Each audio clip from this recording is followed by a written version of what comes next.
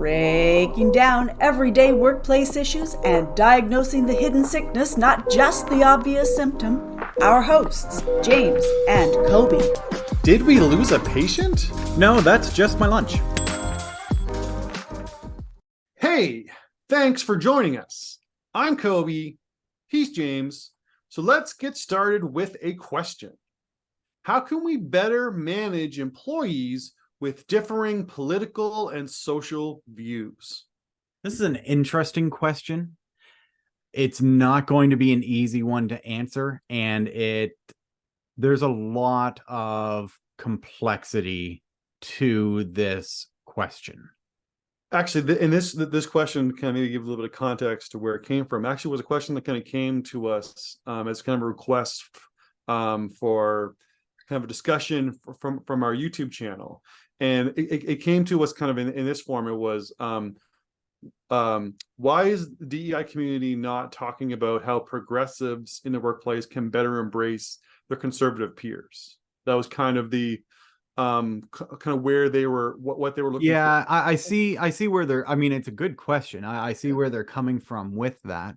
I don't think we want to reduce it just to one side or one look at it from one angle.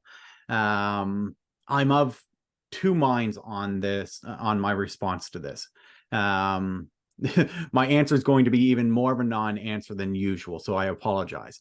But really, I think the two perspectives that I'm looking at this question from are from an HR risk mitigation factor, right? As HR professionals, it is our responsibility to try to reduce the or mitigate the risks to the organization. That is just a core part of what HR does, right? So for many companies, the way that they would approach this is the easiest way to mitigate that risk is to say, don't talk about it, right? Which I don't think is necessarily a bad approach, because it accomplishes, I don't think it's the best approach, but I don't think it's necessarily a terrible one. Because I don't think that, I think there's a lot of opportunities for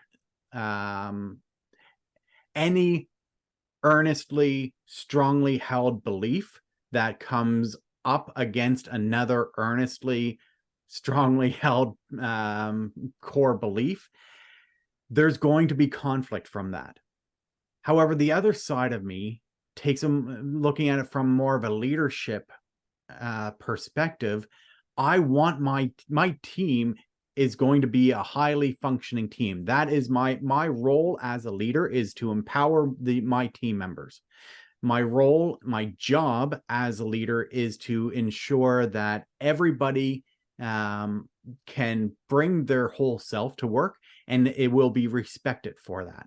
And I think one of the big mistakes, or one of my biggest areas of frustration, is as a society, our complete inability to separate an opinion from a person, and we have difficulty accepting that we disagree with somebody, but we can still respect that individual. And I think that those are two important perspectives to bring to this discussion, because the way I more look at it is I kind of look at it from more of a broader, higher, like a more top down, like 30,000 foot view, from almost like a academic, cognitive science perspective. Because again, more of like a human behavior and how, we can use kind of like, some of the psychology behind why we have why this creates such turmoil, and what we should be doing almost like cognitively to almost help us better engage with those we work with, but also how do we kind of demystify some of the biases and some of the like almost like incendiary components to it that makes it all explode into these really horribly conflict involved situations. Because the reality of it is that this topic, differing political, social views, different people, different perspectives, is very complex. It's not complicated. Yeah. It's complex. And the distinction that we make is that complexity is something that is multifaceted, but cannot be replicated over and over again. You know, if we give like a piece of advice today on this topic, that piece of advice will not work for everybody, and that piece of advice will not work in all situations. So it's something that we have to understand. And that the situation may change tomorrow or a month from now that renders our advice moot, right? Like Exactly. complexity is, it's complex. Imagine that. Whereas complicated is something where it's still multifaceted, but you can almost rely on the consistency of it. What works today will work tomorrow. What works for one will work for the other. And that's not going to be the type of information that we can provide. We can only provide complexity because people are complex. And I think we have to acknowledge, first of all, that a human being is complex with multi-sides. And we have to, and that's going to need to be a fundamental core concept that we have to keep in mind as we explore this ability to manage people with different political and social views, both from ourselves and from each other. Well, if we reduce people to an individual aspect of their personality or to an individual opinion, then we will never have a productive conversation. If you enter this discussion saying that, or if you try to manage this type of discussion, but you're only focused on this one aspect of a person, of what makes up a person, I think you're fighting a losing battle. It's an interesting, I like this question, and I really, really don't like this question.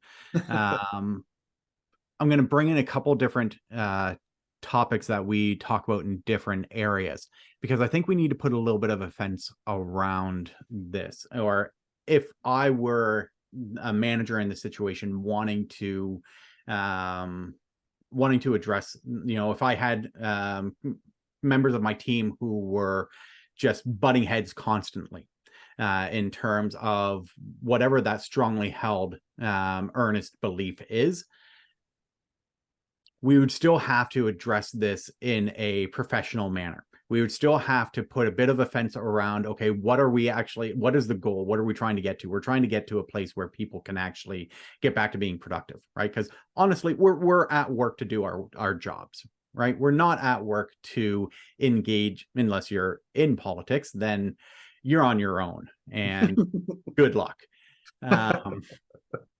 But we are in the workplace to perform a role, to accomplish certain things. And if we are bringing in problems or bringing in opinions that are intentionally brought in to cause conflict, to hinder that objective that we are supposed to be working towards, that needs to be addressed. That needs to be addressed by the manager. That may need to be addressed in a couple different formats. It could end up being a performance management issue. But either way, I think it's wise to approach this from a common ground of where are we trying to get to? Yeah.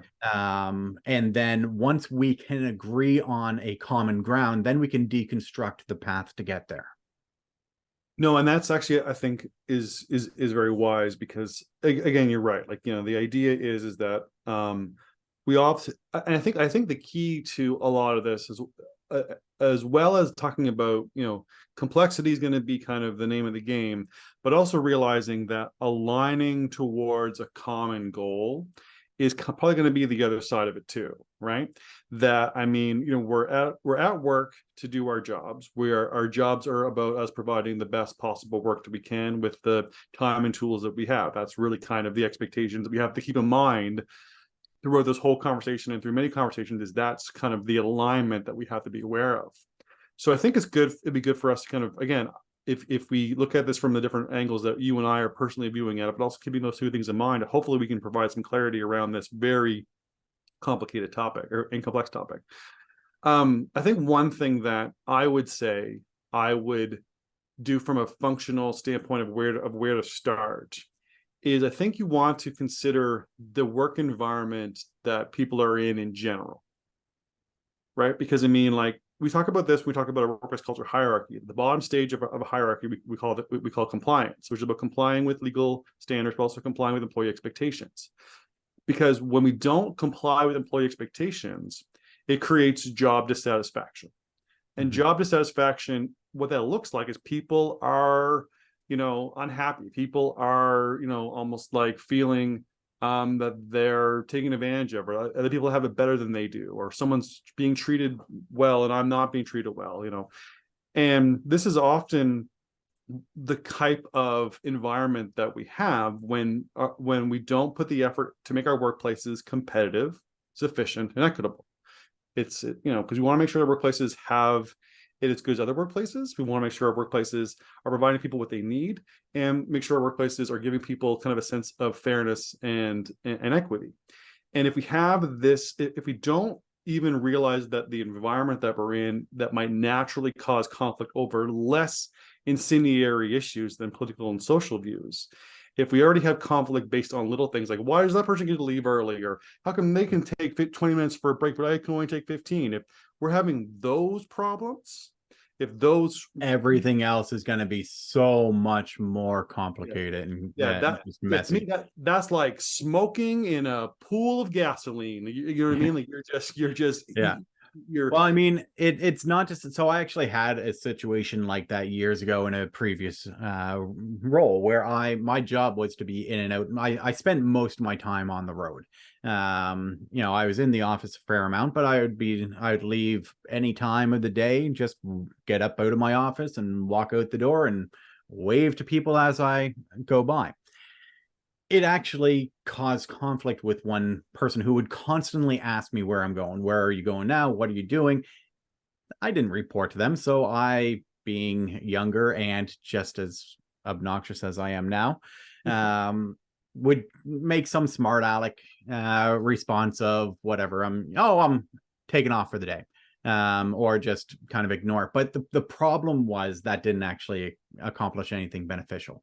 There was conflict between myself and this person because, and we actually ended up discussing this between the two of us and working things out. And we actually have a good relationship now, but it was more about this individual was not given the same freedoms in their role, that they saw this new kid who's young and kind of a jackass taking liberties, right? And the sense of inequality between the two positions is largely what caused initially caused the conflict, and then it was my poor attitude that accelerated it. At least you admit it. Well, I mean, I'm self-aware enough to know that I'm quite often at fault. But yeah, and again, this is like when these types of people feel that there's inequity, people feel that someone is being treated better than them, and again, these smaller things are not as, again, complex as differing political and social views. If these problems are festering in the workplace due to job dissatisfaction, then you're not ready to worry about managing employees with different political or social views. You have to deal with job dissatisfaction first. And we do have a podcast episode from last season where we actually talk about how dangerous job dissatisfaction is. And that would be a really good one for someone to peruse before you really kind of start to dig into some of the issues we're going to talk about in this episode, because again, that's going to be a problem you're going to have to address first, because, and that's what I mean by, realizing the environment that you're in. If you're in an environment that has job dissatisfaction, you might not be ready for, for the differing political and social views. But if you don't, then, you should at least kind of know that. So at least you know what kind of environment you're currently working in when you try to address these differing political or social views. Yeah, and I think I might be forming the beginning of an answer to this question. Yeah, or at least from a couple different perspectives again.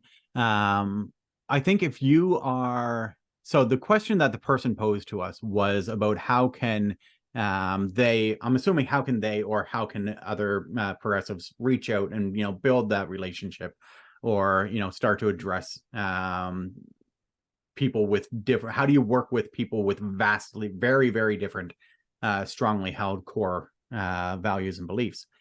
And I think the absolute first thing that you need to do is recognize that people are more than one opinion.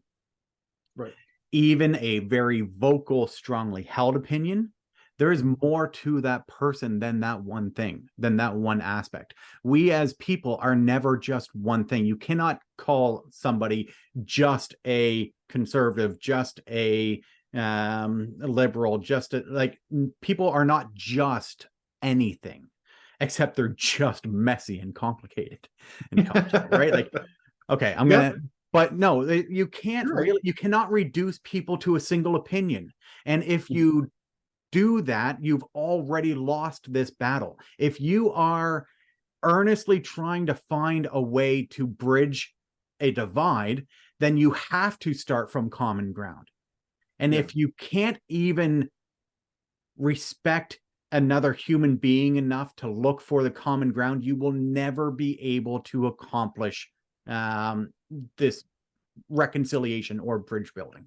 Yeah, no, I think you're right, because one thing that, like, again, I'm looking at this from, again, that more of that cognitive academic perspective, but when we do what you just said about boiling people down to a single opinion or a single view sort of thing, that is almost like a defense mechanism that we don't like. Our brains don't like how complex and messy a person is. So what tends to happen is we tend to fall into what's called the simplicity bias. And this is a cognitive bias towards holding views that can be explained by a simple narrative.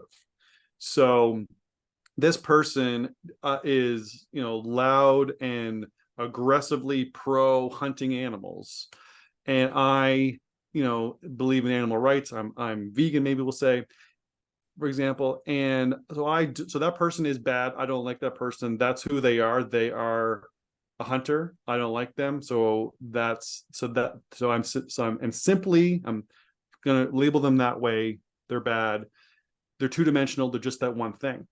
That tends to be the bias that our brains look for, because we want to categorize people good, bad, yes, no, because it allows us to just have a more simpler view of the world. But the problem is that bias is what is causing this ability for us to just label people and define them by a single opinion or a single view or a single aspect of their personality, instead of accepting, nope, this is a messy, complicated person that's three-dimensional, has lots of different sides to them, that it is easier to label them and either accept them or label them and dismiss them and move on. Mm-hmm. But I have to accept the fact that they're complex, and that they do have things that we align on, and I need to put the effort into finding it and value those places, but also accept that there are parts that we don't agree on and that we may never agree on, and that's okay. I'm glad that you're bringing the cognitive science into the conversation as well, because it's important not to just focus on the emotional response, because that could be an avenue to go down. It's interesting that you use, like, let's move away from the political or social and talk about, like, your example of somebody who is has a strongly held belief in animal rights and is a vegan, and somebody who has a strongly held belief in as a sport hunter, or there are benefits on both sides, right?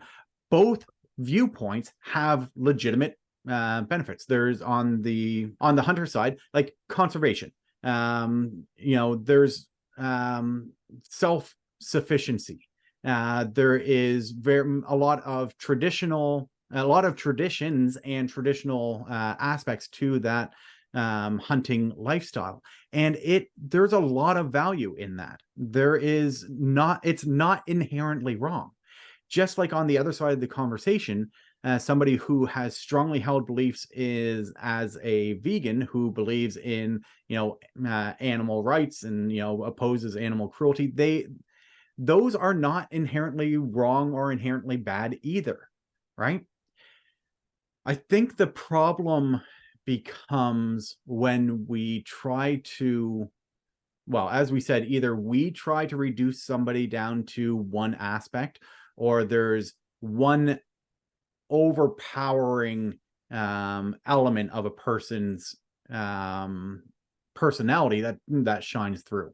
right? If you are on either side of that, if you are the person who is a vegan with strongly held beliefs, and you spend every lunch hour railing against anybody who brings a sandwich with meat in it, that's not good. That's not productive. That's creating a toxic environment, and that's baiting people, right? That's not respecting other people's beliefs. I mean, on either side of this, your strongly held beliefs are important and they are valuable. Other people's strongly held beliefs are important and they are valuable. And I think one thing that we have forgotten is that in terms of what are my rights, in terms of my beliefs, in terms of my opinions, my rights end exactly where somebody else's rights begin. That includes opinions that I disagree with. I can engage in hopefully a productive and cordial conversation with somebody on differences of opinion. That's fine. That's healthy. That type of discourse is actually a really good thing. I don't have the right then to turn around and or to yell at that person or to get angry at that person for not agreeing with me or to belittle that person, right? That is a violation of their rights to have a safe work environment. So I think we need to talk a little bit about rights, because this whole concept that, you know, I have the right to free speech to say whatever I want. You have the right to say what you want. You don't have the right to be free from the consequences of saying whatever you want. All right, and I think that the digging into the sides of rights, everything like that, can also be a bit of a polarizing issue for some reason. But all of this I think is, yeah, exactly. But I think though, even moving almost like a bit to the side of that, nobody likes a zealot. Somebody who has strong views and feels they have to convert others toward their views, or uses their views as as the dominant part of their engagement with others. And I think that that's just something that we kind of have to accept. No one likes the person that pushes their eating habits. No one likes that pushes their favorite sports team. No one likes that pushes their, you know, their religion on other people. Nobody likes that. Nobody likes a zealot. Yeah. I like And that. And that's just kind of the reality of, you know, if you have a view that's a dominant part of your personality, no one likes a zealot. Yeah, I think there's a clarification, because you can have a viewpoint that's a dominant part of your personality, but what takes it to the difference between a, you know, a core fundamental belief of who I am, whether you're talking like religion is a good example, right? I am a Christian. That is my worldview, and that informs a lot of my viewpoints and opinions. But it's not the only thing that I am. While my worldview informs many of my my opinions, my viewpoints, my values, I still have to respect that other people have different viewpoints. If you have a strongly held view, that's great. But if someone disagrees with that strongly held view, that shouldn't damage you. Well, no, right? I mean, you shouldn't be so insecure in your strongly held opinion that you can't take any form of criticism. Well, and that's just it. And kind of getting back to this whole idea of addressing how do you manage employees with different political and social views, is that, you know, you need to kind of accept that you can feel and believe the things that you want to, others can too, and that we can accept that we don't all have to have the same views and opinions and thoughts in order to work together. Absolutely. Like, that's just kind of one of the fundamental components to it. Because I mean, kind of going back to what I was saying before about the environment that you're working in, like, you know, the whole idea of job dissatisfaction, you know, when you have this, when inequity and conflict are just kind of the everyday because of job dissatisfaction, then everything becomes, like I said, you're smoking in a pool of gasoline, right? Everything becomes, could let a fire at any moment. So you have to, so those kind of problems have to be addressed first before you even dig into things that are this, political, let's say in air quotes. But one thing that we have to realize too is that kind of one of the fundamental problems that the job dissatisfaction conflicts kind of create, that's also similar to this. If I have an opinion and you have a different opinion, then that's a problem. It's because we often think about this stuff as zero sum, right? When there's conflicts, if your value, view, political perspective is supported, then that must mean that mine loses out. If you're +1, I'm -1. That's that's how we get to zero. And I think that underlying thought or assumption is what fuels a lot of this. Because if we think in our workplaces, or even just in our interactions in general, that it's always zero sum, that if you're if you're a hunter and I'm a vegan and someone says the hunting is okay, then you must be saying that my views are wrong. That is the zero sum thinking that I think that is the assumption that tends to be the fuel a lot of this. So I think that going back to addressing the environment, that has to be stamped out if we want to move forward and actually starting to manage people effectively with different political and social views. You're right. It 100% starts with removing the simple areas of conflict that are going to boil over into every other conversation. So starting with a firm grasp of compliance, of making sure that the factors of your workplace are competitive, sufficient, and equitable, is kind of the bare minimum that you really should have in place before you even think about addressing this, anything more contentious in the workplace. Because if you don't have that, you're just asking for a whole host of problems. I think it's important, though, that it needs to go beyond compliance as well. Because if we're looking at if we're using the hierarchy as our model, then people need to feel safe. They need to feel psychologically safe. They need to feel physically safe as well. Like, let's make sure that is obvious and apparent. Right. But they need to feel safe that they can share an opinion that's different from anybody else's opinion. And they're not going to be reprimanded, or there won't be reprisal for sharing a different opinion. Absolutely. And I mean, this is why I say it's so important to remove that zero sum thinking, because it's really hard to have psychological safety with zero sum thinking. Because even when it comes to kind of like, sharing a good idea, right? If you have a good idea, that must mean that my ideas are bad. And that's one of the conflicts that kind of comes up with psychological safety. Why we often don't have it is because I feel threatened by someone else's good idea. So you're right, though, that we have to make sure that we can create the psychologically safe workplace. And one of the ways we do that is by removing the zero sum thinking kind of assumptions. But you're 100% right. It's important for people to realize that they need to become kind of comfortable with being vulnerable, being able to kind of share thoughts, hear different perspectives, and be okay with that. Because one of the aspects that we talk about with psychological safety, and we do have one of our really early podcasts was about this topic, was in psychological safety, we need to support constructive discourse, being able to have a conversation with opposing sides respectfully.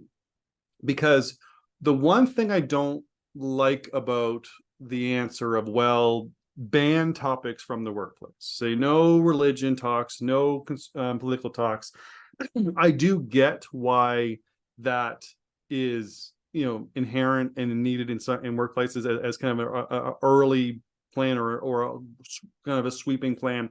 The problem is that doesn't actually do anything, because my political view will inform my kind of perspectives on work, my perspectives on dealing with other people. So you can't really get away from it, because I won't talk about my thoughts on, I don't know, the death penalty randomly during a business meeting, but my opinion about the reverence of life may affect how we talk about kind of the risks that might be associated with a project that we're doing, right? So I mean, so it's going to be informed by it. So it's important to be able to kind of have a respectful conversation. Discourse is a word that we like to use, and be able to kind of have that professional, debate about opposing sides in a way that will be constructive to achieve a goal, not just arguing for arguing's sake, but towards a common ground, or towards a common, or at least an agreed upon outcome. And you can only have discourse if you actually see the other side as a human being. Yeah. If you see them as, you have to see them as more than just one thing, more than just the opinion that you disagree with, regardless of how hard that opinion strikes against one of your strongly held beliefs or opinions. You need to look beyond what you disagree on and look for an area of common ground.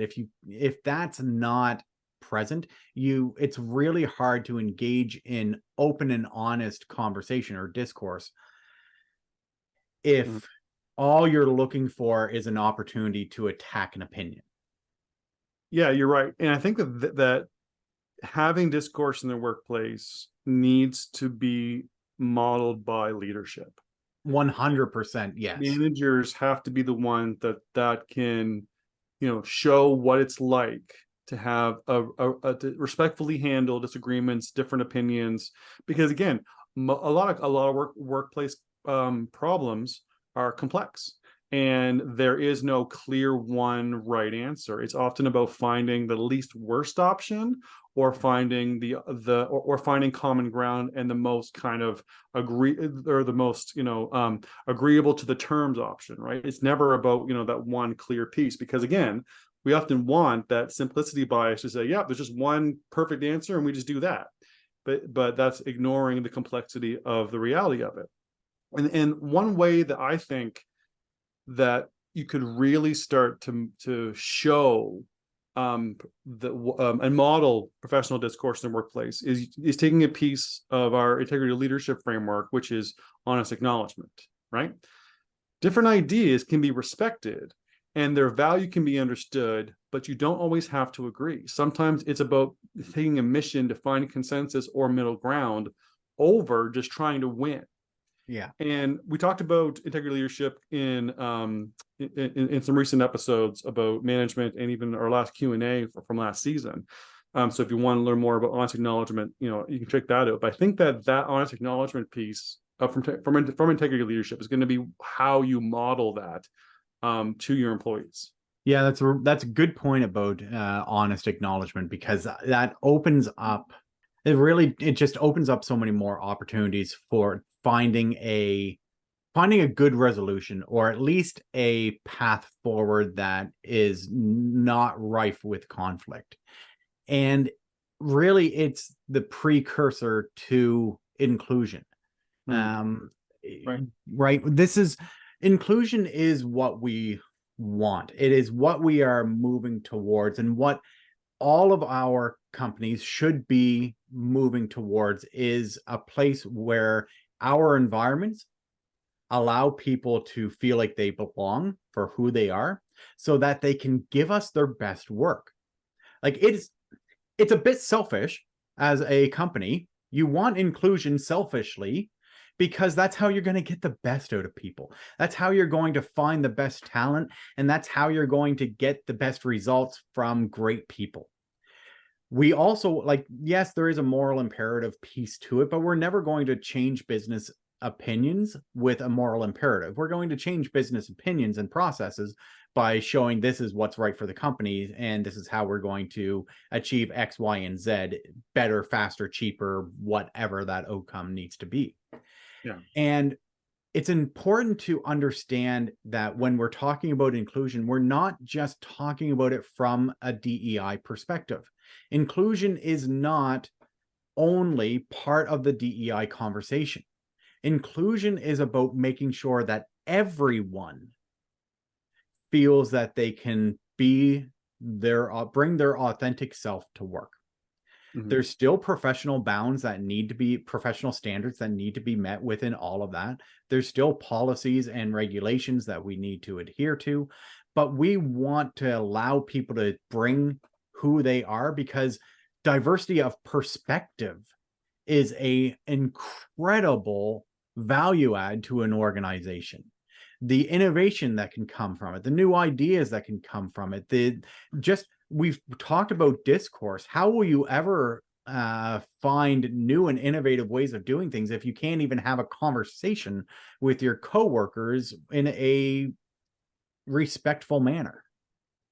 Yeah, and I think that and it's funny because I think that the inclusion really is, you're right. This is kind of where we want to get to. If we want to better manage employees with differing political and social views, inclusion really is the short answer. We talked about the long way to get there, but it is kind of the short answer that we're looking for.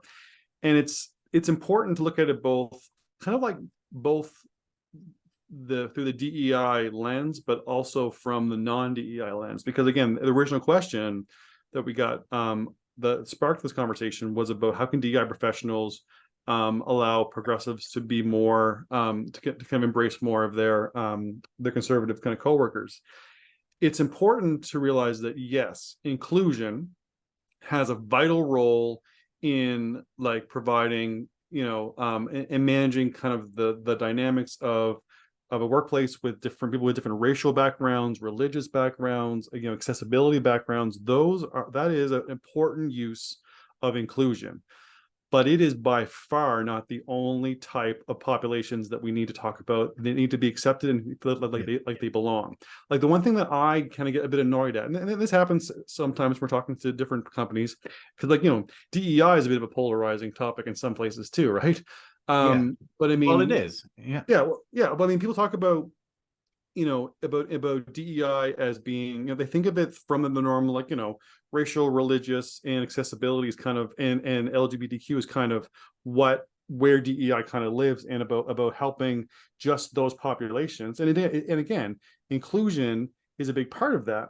But when we talk about inclusion as being only that, to me, that's like talking about engineering is only about creating accessible ramps and accessible elevators and doors. That's all engineering is for, is just that. Like you're totally missing the whole versatility of this whole concept.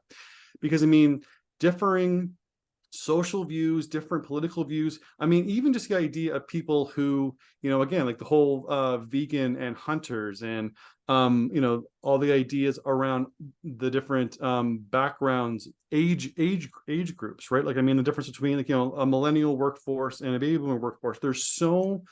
We are so complex as individuals that creating an environment where people feel accepted and that they belong for who they are, regardless of what makes them who they are, is what inclusion is about. Mm-hmm. Yes, certain populations are important part of this conversation, but they're not the only part. And the way that we approach inclusion is it's not about certain populations belonging, it's about everyone belonging. And not just, someone with disability. And different populations are going to require different things. Yes, but it's also not about, someone who's, has a disability should belong because of their disability. They should belong for their disability if they, if for their, if they have eating habits, if they for their wacky sense of humor, and for their if they cheer on who they are, not for just one. Yeah, right. Like again, whole person. People are not one thing. And if we look at people as merely one thing, we have already lost this conversation.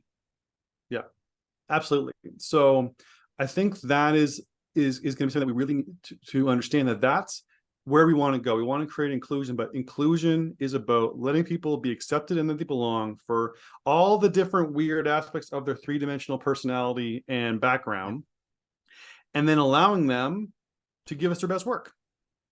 Yes, that's the point right there. So we have to understand that it's about making sure the environment isn't fueling problems and conflict, We have to remove the zero sum thinking. We have to move towards psychological safety that is mentored and modeled by managers that show honest acknowledgement of differing ideas and opinions, to create an inclusive environment where people are accepted for their whole person, all their weird little aspects that, maybe I don't agree with them all, but I find the areas that align. Like, we have a similar work ethic, we have a similar, we're both tired in the morning, and we're usually like, sort of thing. Those are things that we can find agreement on, but then the stuff that we find different or that we're never going to agree on, I can accept that you're feel one way, I feel another way, but that doesn't impact how we work together. Yeah. That's really the path we have to go on. I think it's also important to acknowledge you don't have to like everybody. Yeah, right. Right. Like, there's just, honestly, sometimes you just don't like some of the people that you work with. I don't think it's realistic for companies, for managers to expect that everybody is going to be buddy all the time. There are some people that you just find annoying. Yep. That's fine. You're allowed to do that, but you're not allowed to infringe on that person's psychological safety, physical safety. Yeah. Just as they are not allowed to infringe on yours. There are workarounds, but it requires us to take a broader view of the individual that we are working with, and not, as you've said many times, not get into the zero-sum thinking, and not reduce people down to a single aspect of their personality. It boils down again to something we all learned or should have learned in primary, right? Treat other people the same way that you expect and would like to be treated. If you treat people like garbage, you can probably expect that you are going to be treated like garbage back. If you would like to be treated with respect and integrity, you have a responsibility to treat others with respect and integrity. Well, part of it too is you teach people how to treat you. 100%, yes. Yeah. So I mean, if you're always identifying the differences, if you're always baiting, if you're always trying to reduce people down to a single element that you disagree with, they're going to do it back to you. You teach people how to treat you. So these are all, again, and it's kind of sad that I think maybe the best advice we're giving away are things that we learned in elementary school. But these are kind of fundamental truths. But I mean, I hope that by talking about, again, the breakdown of the stages to get to inclusion, I hope that something of value has come from this conversation for people.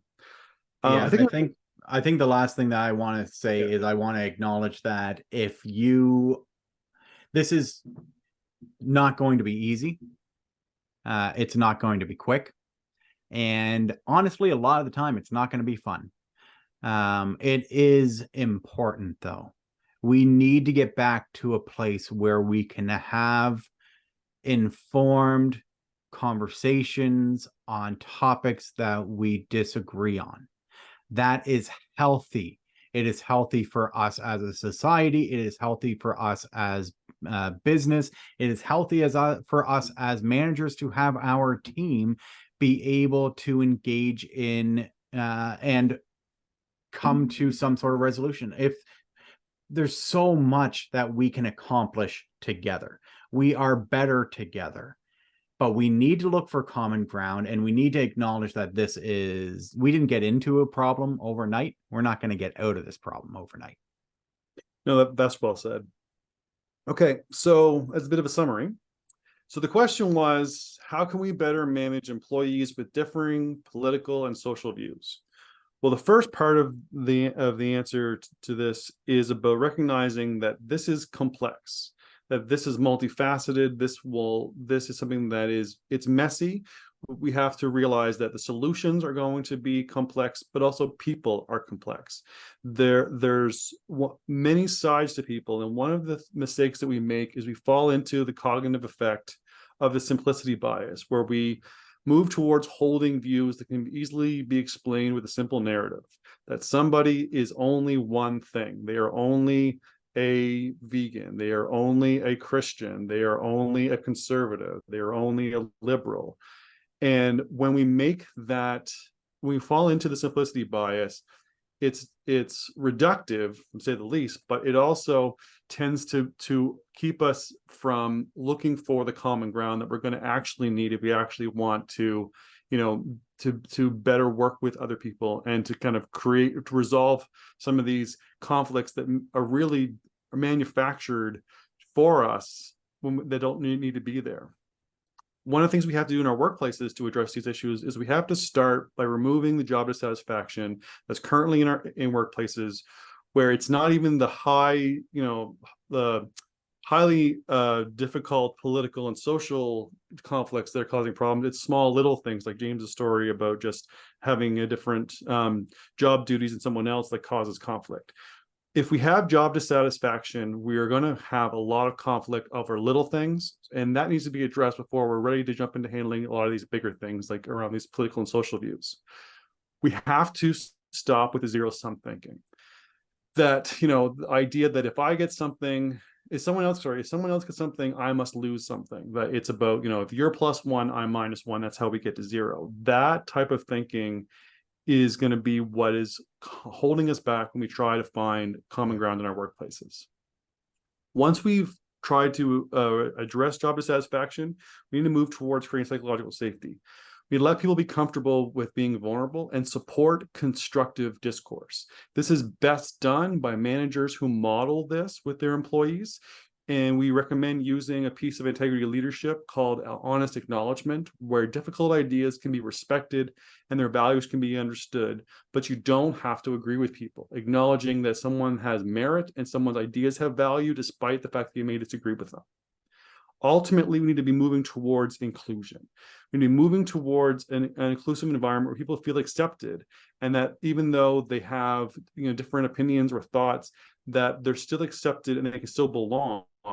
And because it's about identifying the alignment more so than identifying the differences. So that about does it for us. For a full archive of our podcast and access to the video version hosted on our YouTube channel, visit roman3.ca/podcast.